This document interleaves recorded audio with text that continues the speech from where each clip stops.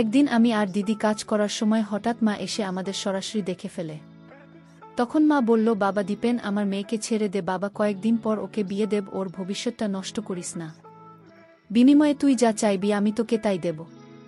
তখন আমি বললাম, কিন্তু মা, আমি যে এই কাজ ছাড়া একটা দিনও থাকতে পারি না। আমি এতটাই অভ্যস্ত হয়ে গেছি। নেশাগ্রস্ত হয়ে যাবার চেয়ে কোনো অংশে কম না। মা বলল, তুই পারবি তো, সব চাহিদাই পূরণ করে দিব। আমার মায়ের নাম সুনিতা চক্রবর্তী। তিনি 2 সন্তানের জননী। আমার নাম দীপন চক্রবর্তী। অনার্স ফার্স্ট ইয়ারে পড়ছি। বয়স 20 বছর। আর আমার বড় বোন সুরঞ্জিতা চক্রবর্তী। বয়স 23 বছর। কলকাতার একটি বেসরকারি বিশ্ববিদ্যালয়ে ফ্যাশন ডিজাইনিং পড়ছে। ভারতের পশ্চিমবঙ্গের রাজধানী শহর কলকাতা থেকে একটু দূরে হুগলিতে আমরা বসবাস করি। কিন্তু আমাদের বাসায় আমাদের খুব কমই থাকা হয়। মায়ের ব্যবসা জনিত কারণে অধিকাংশ সময় কলকাতায় থাকা হয়। আমার মা একজন ডিভোর্সি নারী। প্রেমের বিয়ে হলেও আজ থেকে 15 বছর আগে আমার বাবা মায়ের ডিভোর্স হয়ে যায়। এর পেছনে আমার বাবার দোষ বেশি ছিল। তিনি 1997 সাল থেকে আমেরিকা থাকেন। বাবা বিদেশ যাবার পর থেকে আমাদের খোঁজ খবর নেওয়া বন্ধ করে দেন। পরে আমরা জানতে পারি বাবা আমেরিকায় ভারতীয় একজন নারীকে বিয়ে করে নতুন সংসার গড়েছেন। বাবা মায়ের ডিভোর্স হওয়ার পর মা আমাদের 2 ভাইবোনকে নিয়ে খুবই মানসিকভাবে ভেঙে পড়েন। প্রেম করে বিয়ে করার কারণে নানা বাড়ির দিক থেকেও মায়ের সম্পর্ক নষ্ট হয়ে যায়। এমন অবস্থায় সামাজিক ও আর্থিকভাবে নিজের একটা শক্ত অবস্থান গড়ে তোলা আমার মায়ের জন্য বিশাল কঠিন হয়ে দাঁড়ায়। ঠিক এরকম অবস্থায় মায়ের পাশে এসে দাঁড়ায় আমার মায়ের আপন জেঠাত ভাই। শুনেছি আমার মায়ের সেই জেঠাত ভাই ছোটবেলা থেকেই মাকে খুবই পছন্দ করত। কিন্তু হিন্দু সমাজে জেঠাতো ভাই বোনদের মধ্যে বিবাহ দেওয়া না হয় বিশ্বাসটা রাগিনী। যাই হোক, মায়ের সেই জেঠাত ভাই কলকাতার একজন প্রভাবশালী রাজনৈতিক ব্যক্তি। তিনি আমার মা বাবার ডিভোর্সের পর ওই হেল্পলেস অবস্থায় আমার মাকে ব্যবসা দাঁড় করাতে সাহায্য করেছিলেন এবং আজও মায়ের উপর বটবৃক্ষ মতো ছায়া দিয়ে যাচ্ছেন। বলে রাখি, এখন মায়ের কলকাতা শহরে মোট 3টি বিউটি পার্লার আছে, একটি বুটিক হাউস আছে আর পাশাপাশি একটা ট্যুরিজম এজেন্সি আছে। অন্য ব্যবসাগুলোতে মায়ের এতটা শ্রম দিতে হয় না, কিন্তু ট্যুরিজম এজেন্সির ব্যাপারে মাকে সব সময় অ্যাক্টিভ থাকতে হয়। আর মায়ের ট্যুরিজম এজেন্সির বিশেষত্ব হলো এখানে হাতে গোনা কয়েকজন দেশি এলিট কারেন্ট আছে, আর বাকি কাউন্টের বেশিরভাগই বিদেশি ট্যুরিস্ট গাইড হিসাবে আসে। এতক্ষণ তো আমি আমার মা ও পরিবারের গল্প শোনালাম যাতে পাথর গল্পের প্রেক্ষাপটগুলো ভালোভাবে বুঝতে পারেন। এখন আসি আমার মায়ের নিজের কথায়। আমার মা সুনিতা রানী 43 বছর বয়সী একজন মডার্ন মহিলা। পা মাথা পর্যন্ত সাদা, 5 ফিট 5 ইঞ্চি লম্বা দেহের ভাঁজে ভাঁজে বেশ চর্বি জমে গেছে। আগেই বলেছি আমার মা যথেষ্ট মডার্ন মহিলা। চুলগুলো ফিট পর্যন্ত কাটা এবং সোনালি রং করা। বাসায় শুধু হাত কাটা পাতলা সুতি কাপড়ের ম্যাক্সি পরেন সবসময়, যার কারণে সবই আবছা আঁচ করা যায়। মায়ের ট্যুরিস্ট গাইড হিসাবে যারা আসে তাদের অনেকেই ঘুরতে এসে নারী ডিমান্ড করে। সত্যি কথা বলতে মা নিজেই সেই কাজটা করেন। অল্প পরিশ্রমে ভালো অর্থ আর একেবারে টপ প্রাইভেসি মেইনটেইন করে আমার মা এখন আমার বাবার চেয়েও অনেক ধনী। বলা যায় মায়ের ডিভোর্স প্রাপ্ত হবার পর একটা জিভ চেপে গেছিল যে করেই হোক আমার বাবার চেয়ে বেশি টাকা পয়সা ইনকাম করবে। আর তারই বাস্তবায়নে সমস্ত ব্যবসা, parlour, boutique house, top service. আমি আর আমার বোন সবাই জানি, কিন্তু আমরা কখনোই মায়ের এসব কাজের জন্য কিছু বলতে পারিনি। কারণ আজ আমরা যে লাইফস্টাইল লিড করছি তা সবই সম্ভব হয়েছে আমার মা সুমিতা চক্রবর্তীর কারণে। আমি একদিন মায়ের শাড়ি পরার সময় দেখতে পাই। সেই থেকে আমার কল্পনার রানী আমার মা সুমিতা চক্রবর্তী। মা যখন হাতে তখন ঢেউ খেলানো রূপ ধারণ করে থাকে। আর মায়ের আরেকটা ভালো অভ্যাস হলো উনি সবসময় পরিষ্কার পরিচ্ছন্ন থাকেন। ওই ব্যবসাতে মায়ের পদার্পণ প্রায় 10 বছর হচ্ছে। আমি গত 7-8 বছর হলো জানতে পারলেও আমার দিদির সবই জানত। যখন আমার মা 45 দিনের জন্য বাড়ির বাইরে ট্যুরে যেত কুঠুরির গাইড হিসেবে, তখন আমার দিদিকে সব জানিয়ে যেত, যেন কোনো সমস্যা না হয় আর নিজেদের মধ্যে ভুল বোঝাবুঝি না হয়। যাই হোক, এভাবেই চলছিল সবকিছু। গত 2023 সালে একদিন বিকালে আমার এক ক্লাস ফ্রেন্ড অর্ণব ঘোষ আমাকে জরুরিভাবে কলকাতার একটা নামকরা রেস্টুরেন্টে ডেকে পাঠাল।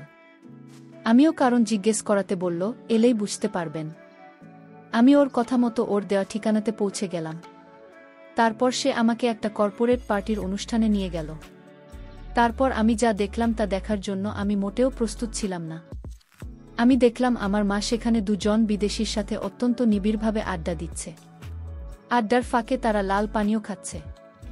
এর মধ্যে একজন 34-35 বয়স, অবশ্যই মায়ের চেয়ে বয়সে ছোট, আড্ডার ফাঁকে আমার মায়ের সাথে হাতের কাজ করছে। বিশ্বাসটা আমার বন্ধু আরও 1 ঘন্টা আগে থেকে দূর থেকে তাদের ফলো করছে এবং এই জন্যই আমাকে ডেকেছে। আমি বন্ধুর চোখের দিকে তাকাতে পারছিলাম না।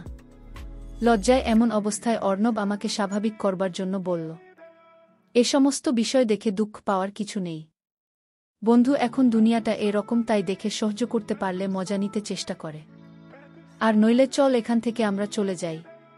বন্ধুর কথায় আমি কেমন যেন একটা আভাস পেলাম। যেহেতু আমি আগে থেকেই মায়ের প্রতি একটু পাগল ছিলাম, তাই নীরবে দাঁড়িয়ে একটা অরেঞ্জ জুস খেতে খেতে দেখতে থাকলাম। আমার নীরবতা দেখে অর্ণব বলে উঠল, তুই এখন নিশ্চয়ই আমার সামনে ভীষণ লজ্জা পাচ্ছিস, কিন্তু আমিও এত ভালো মানুষ না। আমিও আমার মাকে এভাবে সুযোগ পেলেই দেখি। আর আমি প্রশ্ন করলাম, আর কি? অর্ণব উত্তর দিল, হাত দিয়ে নিজেকে শান্ত করি। এবার আমি একটু ভয় পেয়ে স্বীকার করলাম, আমিও তোর মতো এরকম কিছু করি, আরও 6 বছর আগে থেকে। অর্ণব বলল, তাহলে তুই লজ্জা কেন পাচ্ছিস? উপভোগ করতে চেষ্টা কর। আর এই জন্যই তো তোকে এখানে আনলাম। যাই হোক, সেদিন সন্ধ্যা পর্যন্ত থেকে আমি আর অর্ণব রেস্টুরেন্টের ওয়াশরুমে হাতের কাজ সেরে ফেললাম। আর এভাবেই অর্ণবের কাছে আমার সব গোপনীয়তা ভেঙে গেল। এরপর আমি বাসায় এসে দিদিকে আমার রুমে ডেকে এ ব্যাপারে কিছু বলতে দিদি আঁকতে স্বীকার করে নিল সে এ ব্যাপারে সবকিছু জানে অনেক আগে থেকেই। এমনকি দিদি আমাকে বোঝাল শুধুমাত্র আমাদের বিলাসবহুল জীবনের নিশ্চয়তার জন্যই আমাদের মায়ের এই পথে পা বাড়ানো, তাই তাকে খারাপভাবে অন্তত আমাদের সাজে না। এর কিছুদিন পর আমি তখন নিয়মিত মাকে কল্পনা করছি। একদিন মা বাসায় নেই। বাসা থেকে বের হওয়ার আগে মা একটা টাইট জিন্স আর কিছু কাপড়ের শার্ট পরে বের হয়েছে। জিন্সটা এতটাই চাপে যে প্রতিটি ভাঁজ স্পষ্ট বোঝা যাচ্ছে। এই দৃশ্য দেখে আমি আর নিজেকে নিয়ন্ত্রণ করতে না পেরে আমার রুমে হাতের কাজ করছি। এমন অবস্থায় হঠাৎ দিদি আমার রুমে এসে হাজির। আমি একটু ভয় খেয়ে গেলাম। দিদি কিছু না বলে নীরবে আবার চলে গেল। খানিকটা সময় পর আমি দিদির মনোভাব বুঝতে দিদির রুমে গিয়ে গল্প করার চেষ্টা করতে থাকলাম। কিন্তু দিদি বেশি কিছু না রেসপন্স করে একদম সরাসরি জিজ্ঞেস করে বসল, আমি যেটা করেছিলাম সেটার পিছনের কারণটা কি আমাদের মা? আমি কি উত্তর দেব ভেবে না পেয়ে বললাম, আমি না নিজেকে কন্ট্রোল করতে পারিনি রে দিদি। আমাকে এবারের মতো ক্ষমা করে দেওয়ার, মায়ের কাছে প্লিজ কিছু বলিস না। তখন দিদি বলল, এই বয়সে এরকম হয়, কিন্তু এভাবে নিজের মায়ের প্রতি দিন দিন অসুস্থ আসক্তি না বাড়িয়ে অন্য কিছুতে নিজেকে ব্যস্ত রাখুন। আমি বললাম, আমার তো দুনিয়াটাই তোকে আর মাকে নিয়ে। আমি বুঝি এটা ঠিক না, তবুও না করে পারি না। দিদি এবার সরাসরি বলে ফেল, দেখ আমাদের জন্যই আমাদের মা আজ এসব করছে, আর সেই আমরাই যদি তাকে অন্যদের মতো মনে করে থাকি তাহলে এই দুনিয়ায় আমাদের মায়ের মতো দুর্ভাগ্য দুঃখ আর কারও নেই। আমি বললাম, আমার যে ইদানিং স্বাদ পেতে খুব ইচ্ছা করে, তাহলে আমি কি করব বল? দিদি অনেকটা কষ্ট হতাশা নিয়ে বলল, এতই যদি তোর মায়ের অবয়ব নিয়ে ব্যাকুলতা থাকে তাহলে আমিও তো মায়ের শরীরেরই তৈরি। তুই আমার সাথে তোর স্বাদ মিটিয়ে নিস, তবুও মায়ের দিকেই নজরে আর তাকাবে না। কথাটা বলা মাত্রই দিদির চোখ দিয়ে অস্ত্র নামতে শুরু করল। আমি বললাম, তুই মায়ের হয়ে আমার শখ মেধাবী। দিদি নির্বিকার চিত্তে চেয়ে মৌনতা পালন করে সম্মতি দিল। আমি দিদিকে বললাম, তাহলে প্লিজ আমাকে সাহায্য কর, আমি তো সব কথা রাখব। দিদি বলল, ঠিক আছে, কিন্তু ভুলেও যেন কোনো দিন টের না পায়। এভাবে টানা 7 মাস দিদির সাথে ওসব কাজ করে গেলাম। কিন্তু সত্যি বলতে আমার তখনও মায়ের দেহের প্রতি লালসা কাটেনি, যেন আরও দিন দিন বেড়েই চলেছে। কিন্তু আমি দিদিকে কিছু বুঝতে দেই না। মাঝে মাঝে অর্ণবের বাসায় গিয়ে দুজন ধোঁয়া সেবন করে আমার মাকে কল্পনা করে দুজন একসাথে ইচ্ছা পূরণ করতাম। যাই হোক, একদিন সন্ধ্যা রাতে মায়ের পার্টি আছে বলে মা বলে গেলেন, আজ রাতে মা ফিরবেন না, ভোরে বাসায় ফিরবেন। আমি আর দিদি সেই রাতের সদ্ব্যবহার করতে শুরু করলাম। কিন্তু বিধির কি লীলা খেলা, আচমকাই রাত 11টা নাগাদ বাড়ি ফিরে কলিং বেল না দিয়েই এক্সট্রা চাবি দিয়ে দরজা খুলে দেখেন আমি আর দিদি একেবারে ওই অবস্থায় ড্রয়িং রুমে টিভি দেখছি। এই অবস্থা দেখে মায়ের মাথায় যেন আকাশ ভেঙে পড়ল। তিনি কোনো কথা না বলে দ্রুত পায়ে তার রুমে চলে গেল, আর রুমের দরজার সারাতেও খুললেন না। আমি আর দিদি রাতভর মায়ের দরজায় বারবার কড়া নাড়তে নাড়তে ভোরবেলা মা দরজা খোলেন এবং শুধু দিদিকে ভেতরে ডাকলেন। সম্ভবত কিছু প্রশ্ন করলেন দিদিকে। এরপর দিদি কাঁদো কাঁদো নয় রুম থেকে বেরিয়ে আসতে মা আমাকে ডাকলেন। আমি ভীষণ নার্ভাস হয়ে পড়েছিলাম। কিন্তু মায়ের দৈহিক গঠন উপেক্ষা করা আমার জন্য অসম্ভব হয়েছিল। কারণ তখন না শুধু একটা পিঙ্ক রঙের পাতলা ম্যাক্সি পরিহিত। মা আর আমার কথোপকথন ঠিক এরকম ছিল। মাই দীপেন, দুই ভাই হয়ে বোনের সাথে সব কিভাবে করতে পারলেই আমি, মা আমাকে ক্ষমা করে দাও। আমি ভুল করেছি কি মা? ভুল করেছ নাকি করো নাই সেটা পরের কথা। কিন্তু আমার প্রশ্নটা হলো, পৃথিবীতে কি আর কোনো নারী ছিল না? আমি, মা, আসলে আমি এরকম কিছুই করতে চাইনি। কিন্তু আমার একজনকে ভালো লাগতো, আর তার সাথে দিদির অনেক মিল। তো আমার পছন্দের মানুষের সাথে এটা কখনো সম্ভব হতো না, বিধায় আমি দিদির মাঝে তাকে খুঁজে নিতে চেষ্টা করেছিলাম। আর এটাই আমার ভুল ছিল। মাকে, সেই ব্যক্তি যার জন্য তোমার দিদির মাঝে তাকে খুঁজে নিতে হলো, চুপ করে থেকো না। আমি উত্তর চাই, নইলে আমি বাড়ি ছেড়ে আজীবনের জন্য চলে যাব। আমি বলতে পারবো না তোমাকে কি মা, একবারও ভেবে দেখনি তোমার দিদিকে নিয়ে আমার কত স্বপ্ন? ওর একটা ভবিষ্যৎ আছে, ওর বাকিটা জীবন পড়ে আছে। ওকে নিয়ে আমি কত স্বপ্ন দেখেছিলাম, একটা ভালো পরিবারে বিয়ে দেব, ওর জীবনটা গুছিয়ে দেব। তোমাদের এসব কর্মকাণ্ড বাইরের মানুষ জানতে পারলে বিষ খেয়ে মরা ছাড়া আমার আর কোনো উপায় থাকবে না। ঘিমা, আমি উত্তর চাই, দিবেন? আমাকে উত্তর দাও। আমি, মা, আমাকে ক্ষমা করো। আমি আসলে তোমাকে ওর মাঝে খুঁজে নিতে চেয়েছিলাম। মা, মানে আমি তোমার রূপ সাজসজ্জা আমাকে বিমোহিত করে ফেলেছিল, যার প্রভাব দিদি টের পেয়ে নিজেকে আমার কাছে সঁপে দিয়েছে। তবুও যেন আমি এই পথে আর পা না বাড়াই। দিদির কোনো দোষ নেই মা, দোষ সব আমার। কি মা, কি তুমি আমার ছেলে দিবেন? তুমি কি বলছো বুঝছো? তুমি আমাকে আর 5টা মেয়ের সাথে গুলিয়ে ফেলেছ। আমি না তোমার জন্মদাত্রী মা, আমাকেও তুমি দৃষ্টিতে দেখো। আমার ভুল হয়ে গেছে মা, এবার ভগবানের দয়ায় নিজের বোনের ভবিষ্যতের কথা ভেবে এগুলো বন্ধ করো, নইলে ওকে বিয়ে দেওয়া মুশকিল হয়ে যাবে। আমি এই অভ্যাস ত্যাগ করব কি করে মা? তুমি বলে দাও মা, কতদিন ধরে এসব কাজ করে চলেছ তোমরা? আমি প্রায় 6-7 মাস। মা, তুমি যে ওকে প্র্যাকটিস করে দাওনি এটাই কপাল। আমি, না না, আমরা কোনোদিন কাউকে বুঝতে দিতাম না। কি মা, আমার দিদিকে বলো তো, দিবেন? তুমি কি আমাকে আর আমার মেয়েকে তোমার ওই কুদৃষ্টি থেকে মুক্তি দিতে পারবে? আমি একেবারেই নিশ্চুপ মা, জীবনে আর কি কি পরীক্ষা দিতে হবে আমাকে কে জানে। আমি যদি আমার মেয়ের সতীর্থ ভিক্ষা চাই তোমার কাছে, তুমি কি এটুকু দয়া করতে পারবে আমাদের? আমি কিন্তু মা, আমি যে ওগুলো ছাড়া একটা দিনও থাকতে পারি না। এতটাই অভ্যস্ত হয়ে গেছি, নেশাগ্রস্ত হয়ে যাওয়ার চেয়ে কোনো অংশে কম নয়। মা, আমার মেয়েকে ছেড়ে দে বাবা, ওর ভবিষ্যৎ নষ্ট করিস না। বিনিময়ে যা চাইবি আমি তোকে তাই দেব। বন্ধুরা, ভিডিও মাঝখানে একটা কথা বলতে চাই। আমি তোমাদের আনন্দ দেওয়ার জন্য খুব কষ্ট করে ভিডিও বানাই, তাই তোমাদের কাছে অনুরোধ থাকবে অবশ্যই এই ভিডিওটি দেখে একটি লাইক করবে এবং চ্যানেলটি সাবস্ক্রাইব করে পাশে থাকবে। আমি একটু ভয় নিয়ে বললাম, যদি আমি তোমাকে চাই এর বিনিময়ে? মা, তুমি পারবে তোমার চাহিদা আমার সাথে পূরণ করতে? আর এতে কি আমার মেয়েটা তোমার থেকে নিস্তার পাবে? আমি চুপ করে দাঁড়িয়ে মায়ের মাথা থেকে পা দেখতে থাকলাম আর মনের অজান্তে হাসু চোখ ভঙ্গি দিয়ে ফেললাম। মা অনেকটা ঘৃণা ও অবজ্ঞার সাথে এগিয়ে গিয়ে দরজার লোকটা লাগিয়ে দিয়ে আমার দিকে ঘুরে বললেন, কথা দাও আমি এখন যা বলবো তুমি অক্ষরে অক্ষরে তা মেনে নেবে? আমি, বলো মা, আমি মেনে নেব। কি মা, এই যে এতক্ষণ আমি তোমাকে এতগুলো কথা বললাম তার শুনেছ কিনা জানি না, কিন্তু তোমার মনোযোগ যে আমার দিকে, এটা সত্য। আমি আবার ও চুপচাপ মাথা নিচু করে দাঁড়িয়ে থাকলাম। এবার মা আরও কড়া গলায় বলে উঠলেন, কি করতে চাও তুমি আমার সাথে? আমি বয়স্ক ছেলে মেয়ে যা করে। মা এবার একটু গম্ভীর কণ্ঠে বলে উঠলেন, চালাও তোমার পশুত্ব, তোমার মায়ের সাথে যা ইচ্ছে করো, কিন্তু আমার মেয়ের দিকে আর কোনোদিন চোখ তুলে তাকাতে পারবে না। আর যদি তা না মানো, আমি তোমাকে দিয়ে বলছি, আমি নিজেকে নিজে শেষ করব, আর তার জন্য দায়ী থাকবে তুমি। আমি মায়ের চোখের দিকে তাকিয়ে বুঝলাম প্রথমে রাগ নিয়ে সূত্রপাত হলেও তিনি একটু লজ্জা পাচ্ছেন।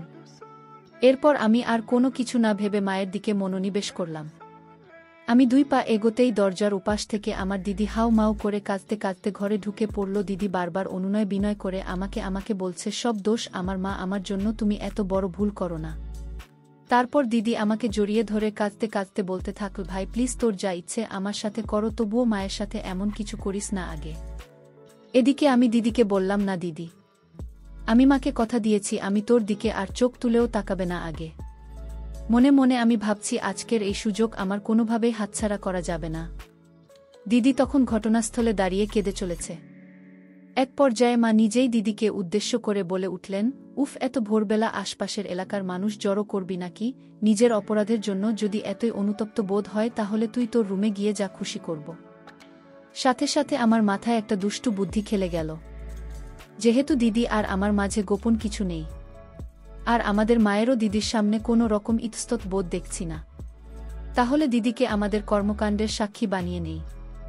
তাই আমি মাকে বললাম, মা, ভুলেও এখন দিদিকে একা ঘরে পাঠিও না। হঠাৎ যদি আত্মঘাতী কোনো ঘটনা ঘটিয়ে ফেলে। এটা শুনে সাথে সাথে দিদিকে উদ্দেশ্য করে মায়ের আদেশ, না খুকি, তুই কোথাও যেতে পারবি না। তুই এখন যা যা ঘটবে তা পুরোটা বসে দেখবি।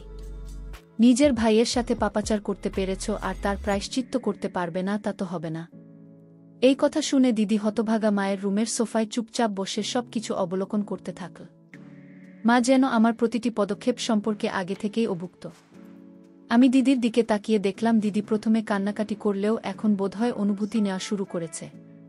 দিদিকে বললাম, দিদি, আর যদি আমি এখানে পুরোটা সম্পূর্ণ করি তোর কোনো আপত্তি আছে? দিদি মাথা নাড়িয়ে কিনা সূচক উত্তর দিল।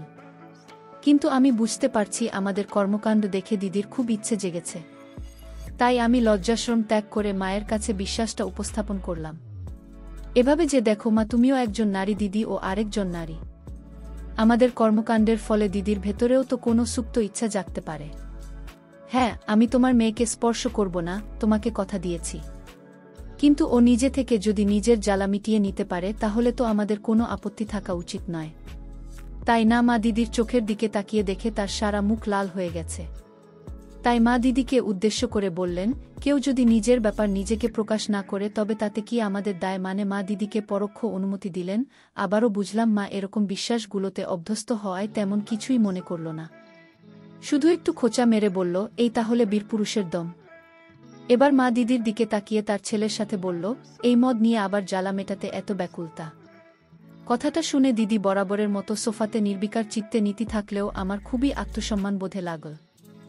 যাই হোক, সেই ভোরবেলা থেকে শুরু হওয়া আমাদের তিনজনের মান অভিমান মালিকানা অবশেষে লীলাখেলার প্রাথমিক প্রবর্তনা রূপে সকাল ৯টার দিকে শেষ হলো। সেদিন সকাল ৯টায় কাজ শেষ করে আমরা ক্লান্ত হয়ে ওভাবেই ঘুমিয়ে গেলাম। আমার ঘুম ভাঙল ঠিক দুপুর ২টায়। ঘুম ভেঙে দেখি দিদি স্নান করতে গেছে, আর আমার মা রান্নাঘরে কাজ করছেন। মা একটু মোটা স্বরে বলে উঠলেন, অনেক হয়েছে তামাশা, এবার স্নান করে খেয়ে আমাকে উদ্ধার করব। আমি, কেন মা, কোনো কাজ আছে নাকি? মা, বিকালে একটু তোর মামার অফিসে যেতে হবে। আজ তোর মা আমার জন্মদিন। আমি শুধু কি তোমার যাবার কথা নাকি অন্যদেরও যাবার কথা আছে? মা, কেন তুই যাবি? চলো না, তোর মামা কত বারো করে তোকে আর তোর দিদিকে নিয়ে যেতে বলে। আমি দিদিকে বলে দেখো, যদি না যায় তাহলে আর কি করার, আমি না হয় বডিগার্ড হিসেবে যাব তোমার সাথে। মা, শোনো না, তোর মামা তো তোর দিদির জন্য একটা পাত্রের প্রস্তাব নিয়ে এসেছে। আমাকে এখনো পুরোটা জানায়নি, কিন্তু বলছে পাত্রটা সব দিক থেকে ভালো। কিন্তু সমস্যা একটাই, বয়সটা একটু বেশি। আমি যার জন্য পাত্র দেখছো তাকে জিজ্ঞেস করেই দেখো তার মতামত কি। আমি জানি আমার দিদি আমার বন্ধু অর্ণবকে মনে মনে পছন্দ করে, অন্যদিকে বেশ পছন্দ করে। টুকটাক প্রাথমিক পর্যায়ের প্রেমও চলছে ওদের মাঝে। যদিও অন্যবার আমি সমবয়সী, তার মানে অর্ণব দিদির চেয়ে ৩ বছরের ছোট। অর্ণবের পরিবার যথেষ্ট অভিজাত হলেও শুধুমাত্র বয়সের কারণে বিশ্বাসটা আলোর দিতে পারছে না। মা, তোর দিদি তো কিছু বলে না? তুই একটু দেখ না তোর দিদির আসলে মতিগতি কি। আমি, ঠিক আছে মা, আমি যদি কোনো পাত্রের সম্বন্ধ নিয়ে আসি আর দিদি যদি তাতে রাজি থাকে তাহলে তোমার কি আপত্তি থাকবে? মা, দেখ, তোর দিদি যদি রাজি থাকে আর পাত্রের পরিবার ভালো হয় তাহলে আমার কেন আপত্তি থাকবে? এই বলে আমার স্নান করতে চলে গেল। এই ফাঁকে আমি অর্ণবকে ফোন দিয়ে বললাম ১ ঘন্টার মধ্যে জরুরিভাবে দেখা করতে। ১ ঘন্টা পর অর্ণব আসলো। অর্ণবকে নিয়ে আমি আমাদের ছাদে গেলাম। ছাদে গিয়ে অর্ণব আমার মায়ের রোদে মেলে দে ছুট কাপড়ের দিকে নজর দেওয়া শুরু করে দিল। আমি, শোনো, তোকে খুব সিরিয়াস বিষয় নিয়ে কথা বলার জন্য ডেকেছি। অর্ণব, কিরে, মাসিমাকে লাইনে আনতে পেরেছি সে নাকি? আমি, সেটা পরের কথা, আগে বলতো দিদি, আর তোর ব্যাপারটা কতটা সিরিয়াস? তোরা কি একে অন্যকে বিয়ে করার ব্যাপারে প্রতিশ্রুতিবদ্ধ? অর্ণব, দেখবেন, তোকে তো লুকনোর কিছু নেই। তুই তো জানিস আমি তোর মায়ের জন্য মরতেও পারি। সম্ভব হলে তোর বোনকে আর তোর মাকে একসাথে বিয়ে করতাম আমি। তুই যদি তোর বাসায় আজকালের মধ্যে ম্যানেজ করে আমার বোনকে বিয়ে করতে পারিস তাহলে আমি তোকে কথা দিচ্ছি, আমার ঘরের সব তোর সামনে খুলে দেওয়ার দায়িত্ব আমার ও অর্ণব। সব মানে মাসিমাও আমি ধরে নেই তাই, তবে ধৈর্য রাখতে হবে। অর্ণব, তুই তো জানিস আমার বাড়িতে আমার বাবা ছাড়া কেউই নেই। আর বাবাও মেরিন ইঞ্জিনিয়ার। বছরে 34 মাসের জন্য ছুটি পায়।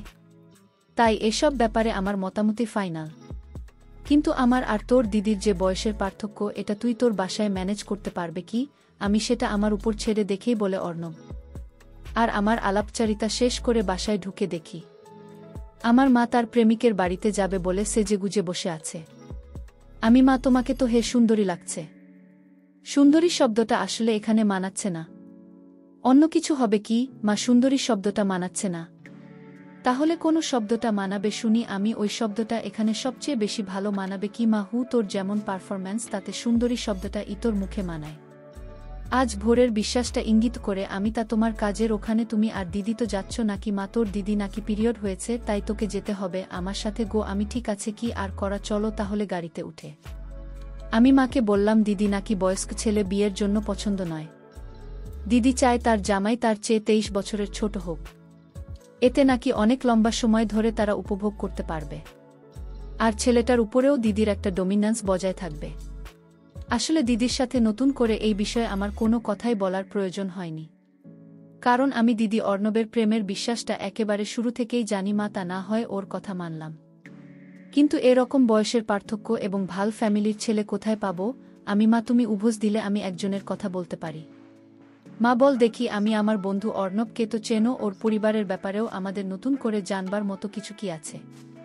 আর দ্বিতীয়, দেখেছি অর্ণবকে বেশ পছন্দ করে কি মা? কিন্তু অর্ণবের বাবা কি মানবে? আমি, তোমার দিক থেকে কোনো আপত্তি না থাকলে আমি বিষয়টা নিয়ে সিরিয়াসলি খোঁজ নিয়ে দেখতে পারি। এরপর কেটে গেল 1 মাস। সেই 1 মাসে আমার মা সুমিতা চক্রবর্তী মাত্র 7 দিন বাড়িতে ছিল। বাকি দিনগুলো 2 জন জাপানি ক্লায়েন্টের সাথে কাটিয়ে বেশ ভালো টাকা কামিয়েছেন। আজ অর্ণব দিদির বিয়ে হলো। দুজনেই বেশ খুশি। অন্য একটু বেশি খুশি যেটা আমি শুধু জানি, আজ দিদিমার অর্ণবের ফুলসজ্জার রাত। এই সুযোগে আমিও মায়ের কাছে দাবি করেছি, দেখো মা, আমি আমার কথা রেখেছি। তোমার মেয়ের বিয়ের চিন্তাও তোমার আর নেই। এবার আমাকে তোমার সবটুকু মধু খেতে দিতে হবে গোমা। তাই বলে মেয়ের ফুলসজ্জার রাতেই মা ছেলের ফুলসজ্জা হবে। জামাই বাবা যদি কিছু টের পেয়ে যায়, ওরা ওদের কাজ নিয়ে মশগুল থাকবে নাকি তোমার আমার ঘরে আড়ি পেতে বসে থাকবে? মা, আচ্ছা ঠিক আছে, রাতে তুই আমার ঘরে ঘুমাবে তাহলে। আমি শুধু এটুকু তো হবে না। তুমি তোমার কাণ্ডের জন্য যেভাবে সাজসজ্জা করো, আজ তুমি আমার জন্য একইভাবে প্রস্তুত হয়ে থাকবে। এটা তোমাকে মানতেই হবে কি না? হায় ভগবান! আচ্ছা, যা মানলাম, মহারাজের আর্জি। এবার খুশি তো। হঠাৎ রাত 2টার সময় পাশের রুম থেকে এখন দিদি ফোন দিল। ভাবতে ভাবতে আমরা নিজেদের কিছুটা সামলে নিলাম। তারপর ফোন কল ব্যাক করতেই আরেক কাহিনীর সূত্রপাত। ফোনের ও পাশ থেকে দিদির কান্না শুনে বুঝলাম কিছু একটা ঘটেছে।